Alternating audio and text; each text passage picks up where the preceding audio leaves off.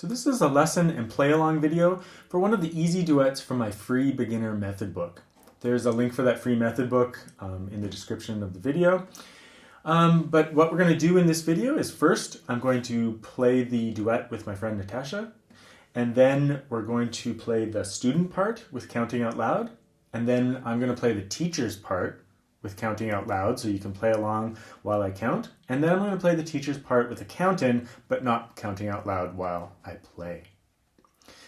Although this isn't a substitute for an actual playing a duet with your teacher or another student, I hope that it helps out some people studying the book at home.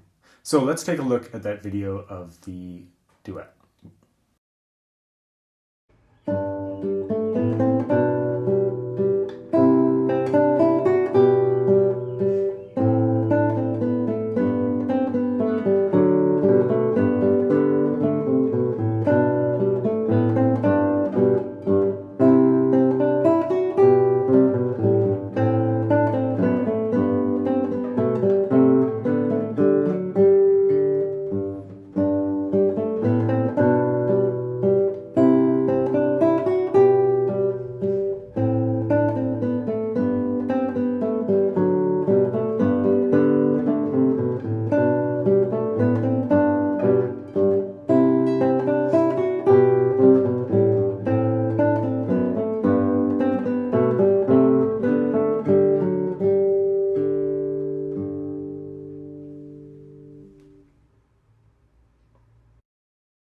So for this duet, the student can play either the top part of the music or the bottom part of the music. So I'll be going over both today.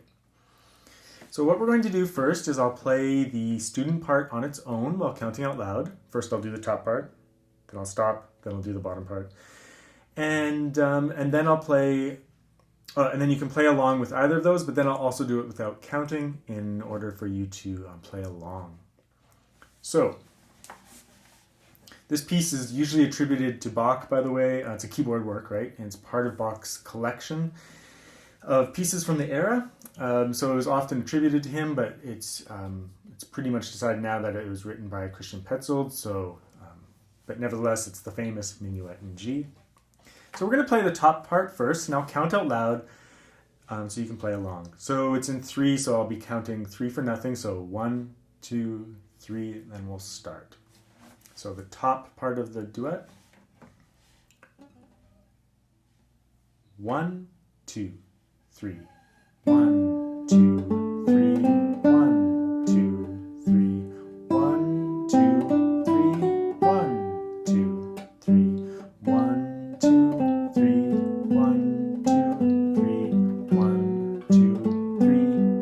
1, 2, 3.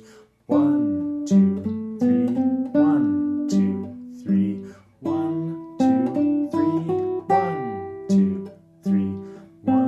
2, 3. 1, 2, 3. 1, 2, 3. 1, 2, 3. 3. And then you would repeat. But for today, I'll just stop there. This is the first section of the piece only, just so you know. There's another section as well, but it's a little bit more difficult, so we're just playing the first section of the piece and what's written in my book, right? Okay, I'm going to play the lower part now while counting out loud. So the bottom staff. 1, 2, 3. 1, 2, 3. 1, 2, 3. 1, 2, 3. 1, 2, 3. 1, 2, 3. 1, 2, 3. 1, 2, 3. 1, 2, 3. 1, 2, 3. 1, 2, 3. 1, 2, 3. 1, 2, 3. 1, 2, 3. 1, 2, 3. 1, 2, 3. 1, 2, 3. Then you would repeat if you were going to repeat. Okay. One thing to note in this piece is that I've said you can slightly detach the 8 quarter notes while playing the 8th notes legato. So in terms of articulation, legato, or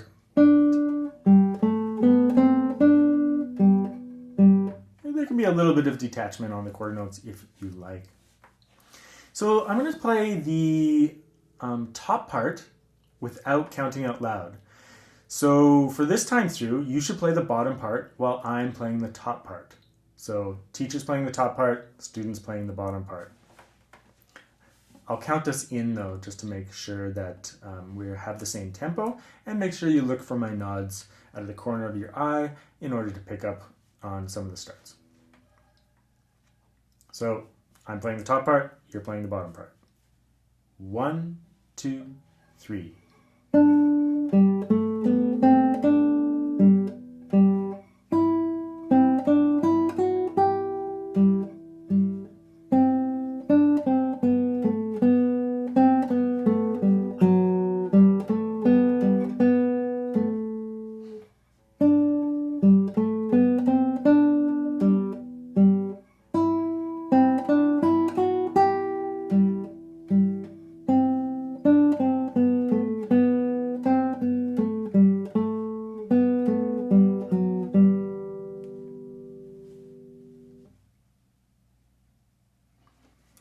Okay, now I'm going to play the bottom part, and you're going to play the top part. So I'm the bottom staff, you're the top staff. I'll count us in, but I won't be counting. 1, 2, 3.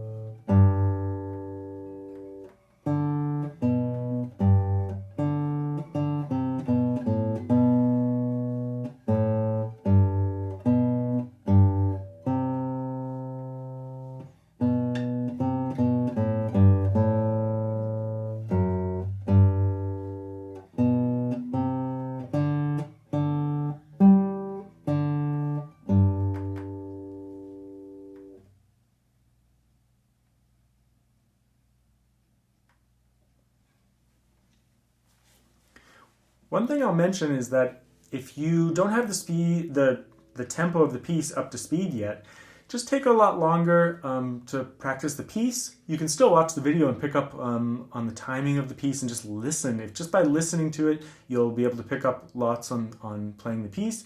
But nevertheless, if you need more time, just take as much time as you need, or come back to this piece. Just practice it on your own, move on in the book, and come back to this later when you think you can handle the tempo comfortably.